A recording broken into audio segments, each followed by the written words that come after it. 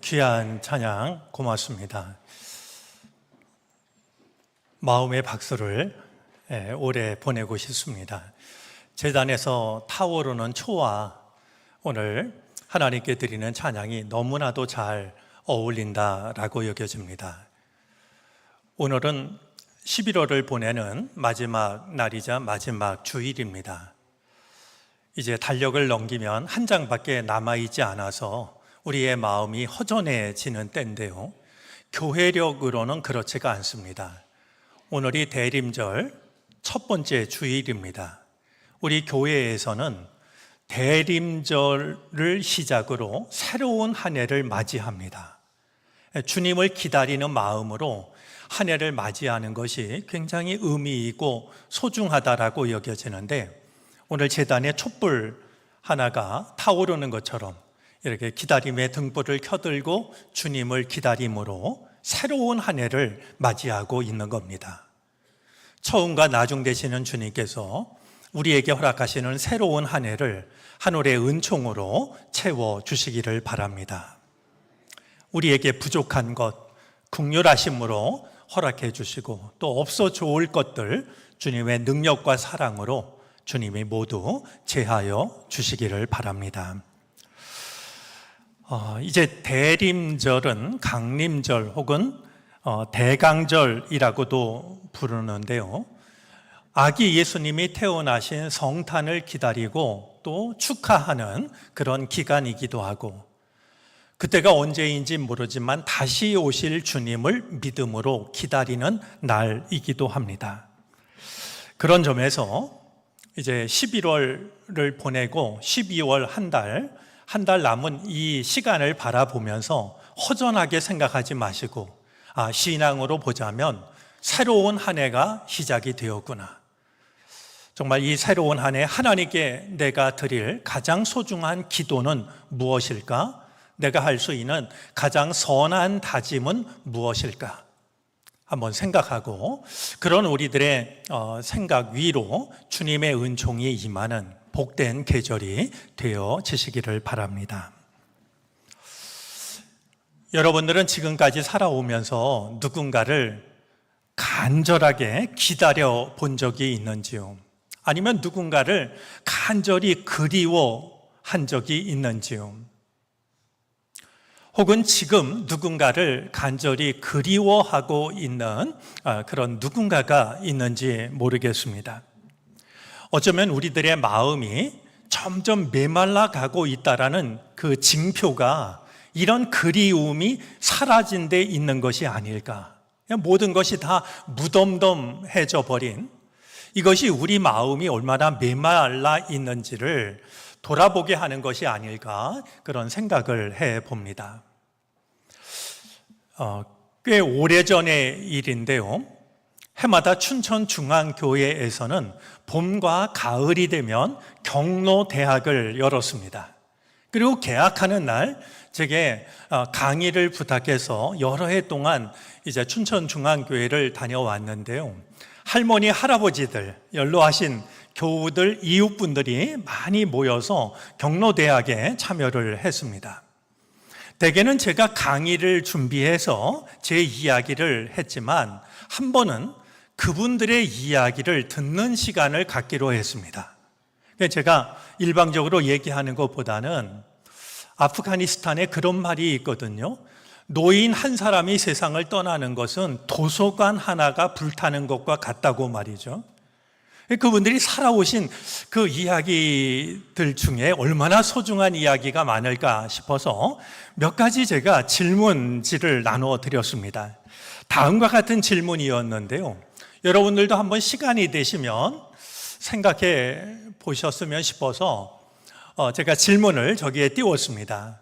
지금까지 살아오면서 가장 행복했던 순간은 언제였는지요? 세상을 떠나는 날 자녀들에게 꼭 남기고 싶은 말이 있다면 무엇일지요? 내 무덤 앞에 짤막한 묘비명을 쓴다면 어떤 글이 쓰여지기를 원하는지요? 어릴 적 들었던 이야기 중에 지금도 기억에 남아있는 이야기가 있는지요? 이런 질문을 하고서 이제 한 번씩 대답하는 그런 시간을 가졌더랬습니다. 그때 그분들께 드렸던 질문 중에요, 지금까지 살아오며 가장 슬펐던 일은 무엇이었는지요? 라는 질문도 있었습니다. 저 구석에 앉아있던 할머니 한 분이 다소곳이 손을 들었습니다. 이야기할 기회를 드렸죠. 그분이 기가 막힌 얘기를 합니다. 6.25 전쟁이 났을 때 당신 나이가 23살이었다고 그럽니다. 그리고 3살 난 딸이 있었습니다. 전쟁이 나자 남편이 어디론가 도망을 갔습니다. 며칠 만에 나타난 남편이 우리 피난을 가자고 아내의 손을 잡아 끌었습니다. 그러나 이 아내는 남편과 함께 떠날 수가 없었습니다. 집에 병든 시어머니가 계셨기 때문입니다. 갈 수 없다고 하자 남편이 혼자 떠났습니다. 또다시 며칠 만에 나타난 남편이 사정을 합니다. 어머니는 병이 드셔서 여기에 계시든 피난을 가시든 어차피 돌아가실 터이니 우리라도 살아야 되지 않겠는가. 하지만 이 할머니는 떠나질 못했습니다. 병든 시어머니를 두고 떠나는 것이 하늘에 큰 죄를 짓는 것 같았다고 그럽니다. 그런데요, 이 남편이 그렇게 떠난 뒤에 10년이 지나도록 아무런 소식이 없습니다.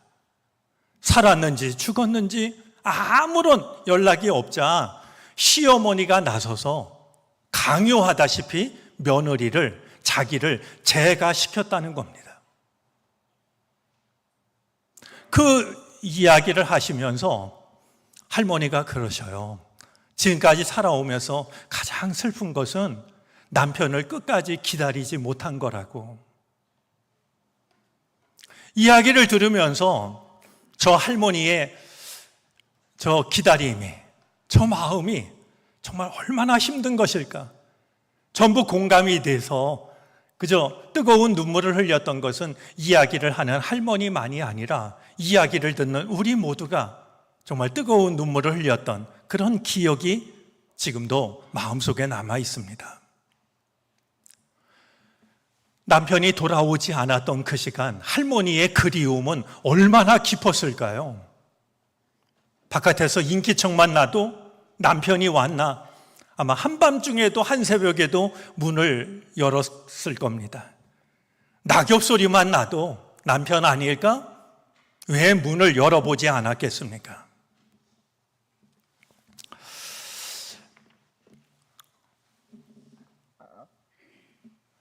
오늘 우리가 나누려고 하는 본문은 단 한 절입니다. 제가 집사님께 한 절이라 서운하지 않으세요? 그랬더니 환하게 웃으시던데요. 오늘 이 본문은 며칠 전 성서 일과로 주어졌던 본문 중에 한 절에 해당이 됩니다. 오늘 이 본문 안에는 낯설게 여겨지는 부분들이 있습니다. 그 중에 하나가 하나님의 그리움이라는 말입니다. 믿는 사람들이, 특별히 설교자들이 하나님을 의인화해서 표현할 때가 있습니다. 예를 들면 하나님의 웃음, 하나님의 눈물, 하나님의 심장, 하나님의 마음, 하나님의 눈, 우리와 감히 비교할 수 없는 하나님을 의인화해서 표현하는 것에는 늘 조심스러운 마음이 뒤따릅니다. 그럼에도 불구하고 하나님의 뜻을 표현하기 위해서는 어쩔 수 없는 일이라는 생각도 갖게 됩니다. 그런데 오늘 성경 말씀을 보면 하나님의 그리움에 대해서 말씀하고 있습니다. 사람이라면 모를까? 하나님이 도대체 무엇을 그리워하신다는 말일까? 가만히 생각을 해보면 낯설게 다가옵니다. 또 한 가지 낯선 표현이 있는데요. 하나님의 그리움에 대해서 이야기를 하면서 우리가 감히 떠올릴 수 없는 어떤 단어를 사용합니다. 하나님이 얼마나 그리워하시냐 하면 질투하실 정도로 그리워하신다라고 질투라는 말을 쓰고 있습니다. 사실 저 질투라는 말은 헬라어 원어로 보면은요, 두 가지 뜻이 있는데요. 하나는 물이 펄펄 끓는다라는 뜻이 있고요. 불이 활활 타오른다라는 이런 뜻이 있습니다. 하나님이 무엇인가를 그리워하시는데 그냥 미지근하게 싱숭생숭 이렇게 그리워하시는 게 아니라 애가 타도록 사무치도록 그리워하신다라고 말이죠. 질투라는 말을 사용하고 있는 것을 확인하게 됩니다. 낯설게 여겨지는 것이 또 한 가지가 있습니다. 오늘 성경은 하나님께서 무엇을 그렇게 애가 타도록 사무치도록 그리워하는지를 일러주고 있는데 그 말의 뜻을 이해하기가 참 어렵습니다. 오늘 성경은 하나님의 그리움을 두고서 다음과 같이 말합니다. 하나님께서는 우리 안에 살게 하신 그 영을 질투하실 정도로 그리워하신다. 여러분, 사실 이 야고보서 4장 5절은요, 신약 성경 중에서도 가장 난해하고 신비한 구절입니다. 무엇보다도 이 말씀을 어디선가 인용한 것으로 쓰고 있는데 성경 어디를 찾아봐도 이 말씀을 찾을 수가 없습니다. 대개 신약 성경에서 인용하고 있는 성경 구절들은 구약 어딘가를 찾아보면 나오게 마련인데요. 분명히 성경 구절을 인용하고 있다라고 기록하고 있는데 어디를 찾아봐도 이와 같은 구절을 찾을 수가 없는 겁니다. 두 가지 가능성이 있다라고 여겨집니다. 하나는 분명히 어느 책에선가 이 구절을 인용했는데 그 책이 지금 남아있지 않은 경우입니다.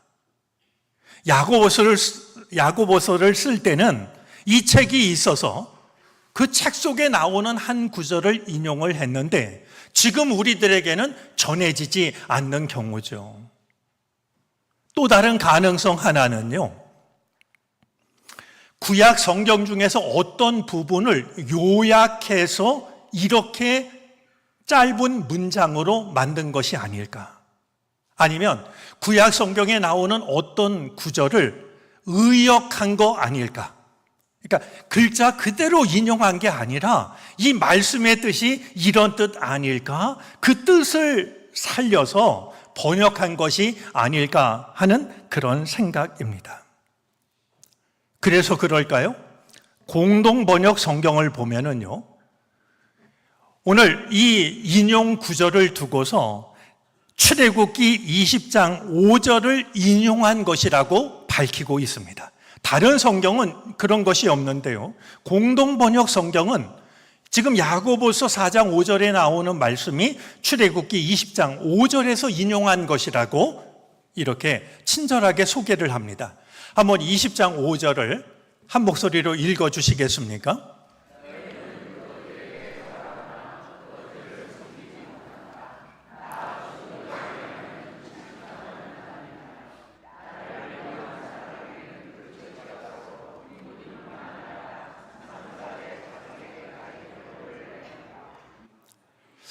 아마 이 출애굽기 20장 5절을 떠올렸던 것은 중간에 나오는 주 너희의 하나님은 질투하는 하나님이다라는 이 말 때문이 아닐까 싶습니다. 그런데요, 오늘 성경을 난해하게 만드는 것은 이것이 전부가 아닙니다. 성경을 난해하게 만드는 것이 한 가지가 더 있는데요, 오늘 본문 속에 나오는 그 영이라는 말을 주어로 읽을 것인가 목적어로 읽을 것인가 하는 문제 때문입니다. 역시 헬라어 원어로 보면은요, 그 영이라는 말을 주어로 읽을 수도 있고 목적어로 읽을 수도 있습니다. 그런 결과가 성경 번역으로 나타납니다. 우리 개역 개정 성경은 그 영을 주어로 이해를 했습니다. 그래서 다음과 같이 번역을 했죠.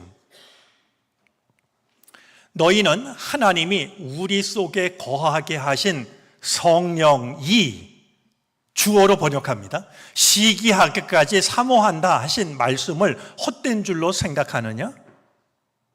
그런데 우리가 오늘 읽은 새번역 성경은 그 영을 목적어로 이해를 했습니다. 하나님께서는 우리 안에 살게 하신 그 영을 질투하실 정도로 그리워하신다. 어떤 번역도 가능한 번역인데요. 사실 문맥으로 보자면 새번역 성경이 자연스럽습니다. 그 영이라는 말을 목적으로 받아들이는 것이, 목적으로 이해하는 것이 훨씬 더 자연스럽게 여겨집니다. 자, 이런 이해를 바탕으로 오늘 말씀을 함께 살펴보도록 하겠습니다. 오늘 말씀을 이해하기 위해서 몇 가지 설명이 필요했지만 마침내 우리는 하나님의 중요한 관심 앞에 섰습니다. 과연 하나님께서 질투하실 정도로 그리워하시는 우리 안에 두신 그 영은 무엇을 말하는 것일까요? 물이 펄펄 끓듯이, 불이 활활 타오르듯이 하나님이 그렇게 애가 타도록 사무치게 그리워하시는 우리 안에 살게 하신 그 영이란 과연 무엇을 말하는 것일까요? 아마 이런 질문을 하면 여러분들 중에 아무도 대답하는 분이 없었지만 마음속으로 가장 많이 했다라고 여겨지는 대답은 성령이었을 것으로 짐작이 됩니다. 하나님께서 우리 안에 살게 하신 그 영이란 성령이겠지. 그리고 실제로 개역 개정 성경도 주어로 번역을 했습니다만 성령이라고 번역을 하고 있는 걸 확인했습니다. 아주 자연스러운 이해인데요. 이 이해에는 한 가지 문제가 있습니다. 5절 뒤에 이어지는 6절 말씀을 보면은요. 그러나 하나님께서는 더 큰 은혜를 주십니다. 라는 구절이 나옵니다. 바로 이 말씀 때문에 성령이라는 것은 타당성을 잃어버립니다. 여러분, 하나님께서 우리에게 주시는 은혜 중에 성령을 주시는 것보다 더 큰 은혜가 어디에 있겠습니까? 그런 점에서 오늘 5절에 나오는 우리 안에 살게 하신 그 영을 성령으로 이해하는 것은 한계가 있다라는 것을 생각하게 됩니다. 그러면 하나님이 우리 안에 살게 하신 그 영, 그래서 하나님이 지금도 애가 타도록 그리워하고 계시는 그 영은 무엇을 말하는 것일까요?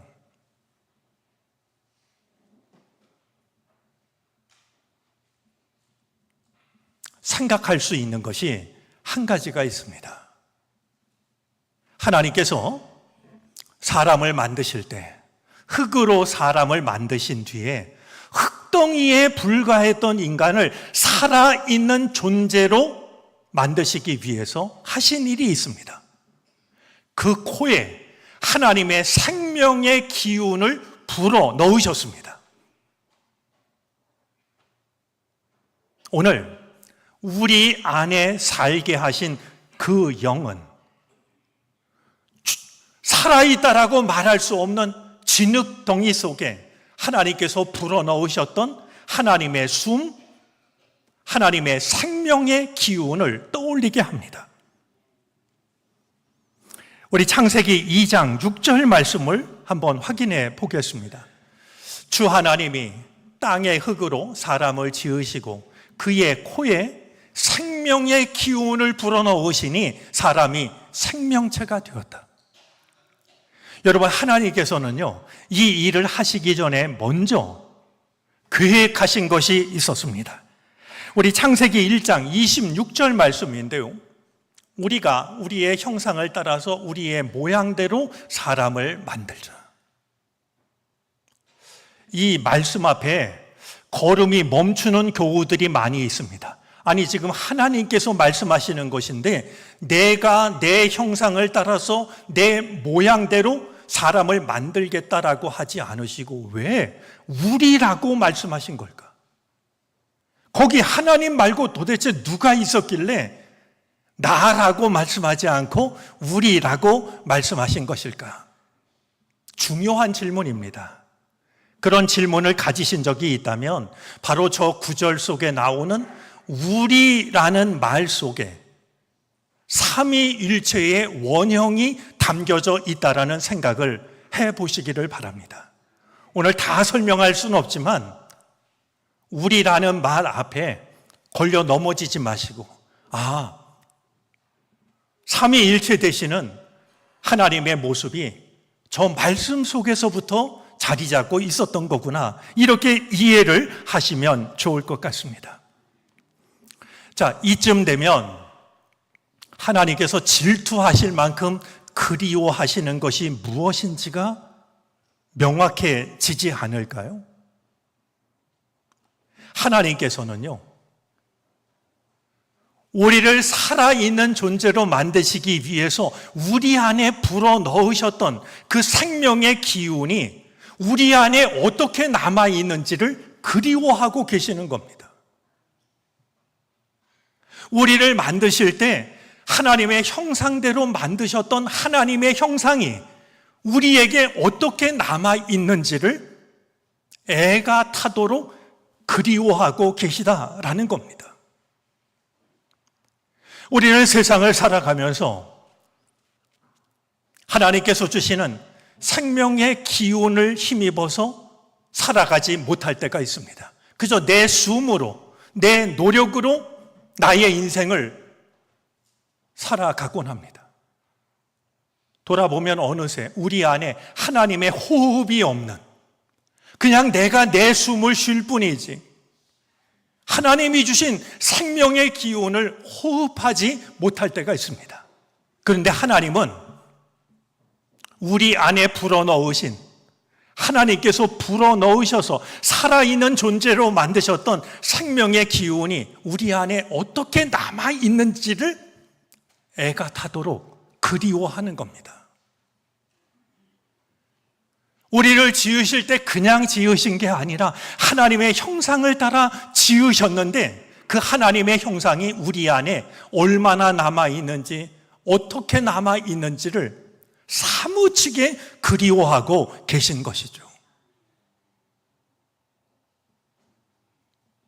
우리가 말씀 앞에서 우리를 돌아보면 과연 우리 안에 하나님의 형상이 어떻게 남아있는 걸까요?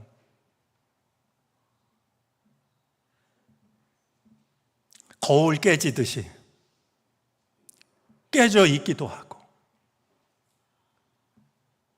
글씨가 혹은 그림이 시간이 지나갈수록 사라지듯이 하나님의 형상을 찾아볼 수 없고, 그런 우리를 그냥 내버려 두시는 게 아니라 애가 타도록, 사무치도록 하나님은 그리워하고 계시다라는 겁니다. 제가 얼마 전에 우리 교회 장로님은 아니시고요, 원로 장로님 한 분을 만났더니 그분이 마음속에 있는 고민을 얘기하십니다. 이제 자기가 하나님 앞에 설 날이 점점 가깝다라고 여겨져서 시간만 되면 말씀을 보고 시간만 되면 회개 기도를 드리는데 그래도 마음이 개운치가 않다는 거예요. 늘 괴롭다는 거예요.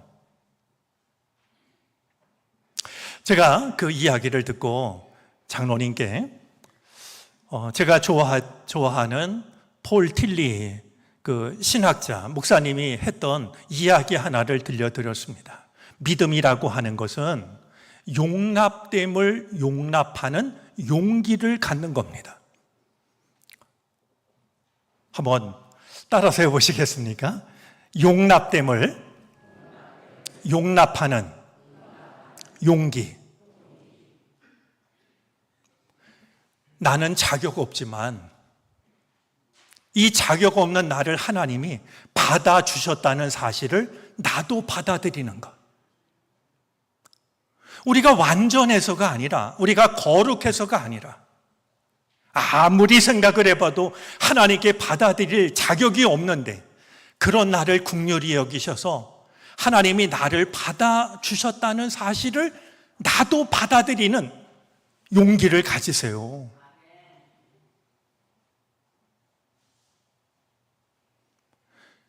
우리는 오늘 말씀 앞에서 우리를 돌아볼 수 있어야 됩니다. 하나님은 우리를 이 세상에 보내시고 우리를 잊어버리신 분이 아니십니다.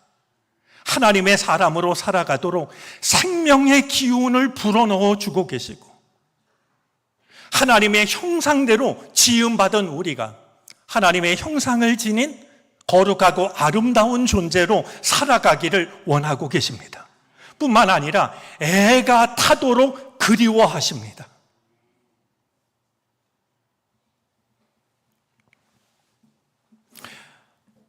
말씀드린 것처럼 오늘은 주님 오심을 기다리는 대림절의 첫 번째 주일입니다.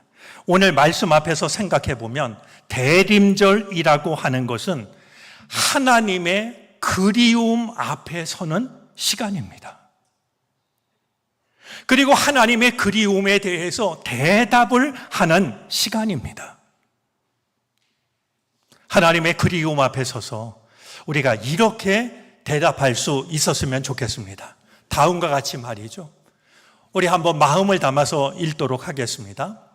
하나님, 우리는 부족하지만 여전히 하나님의 형상을 지닌 존재로 살아갑니다. 하나님이 주시는 생기로 호흡을 하며 살아갑니다. 하나님의 형상을 잃어버리지 않도록 우리를 도우소서. 하나님의 생기를 잃어버리지 않도록 매 순간 우리와 함께 호흡하여 주십시오. 아멘. 하나님이 주시는 생명의 기운을 힘입어서 하나님이 우리 안에 허락하신 하나님의 형상을 따라 아름답고 복된 삶을 살아가는 우리들이 되어지기를 바랍니다. 허락하신 대림절이 하나님의 그리움 앞에 서서 마음을 다해 대답하는 복된 시간이 되어질 수 있기를 바랍니다. 기도하겠습니다.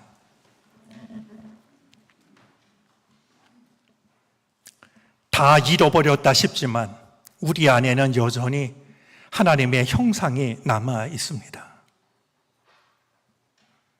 찾아볼 수 없다 여겨질 때 있지만 우리 안에는 여전히 하나님이 불어넣어 주신 생명의 기운이 있습니다.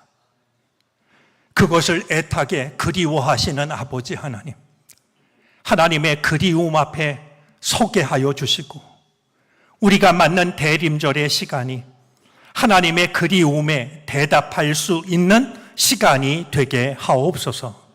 예수 그리스도의 이름으로 기도를 드립니다. 아멘.